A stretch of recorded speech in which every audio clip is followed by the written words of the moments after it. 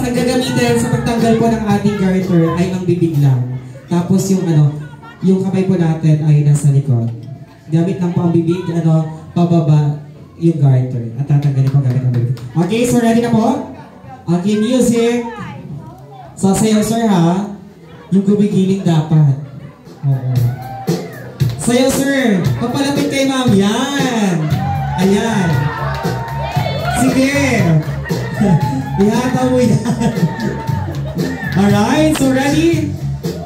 Kamay sa likod, sir. Ayan. And then nandiyan, open mo ma'am yung yung gown. Ayan. So kaya nilagay ni ma'am, bukas sa dulo. Alright, gamit lang po ang bibig. Alright, so yan.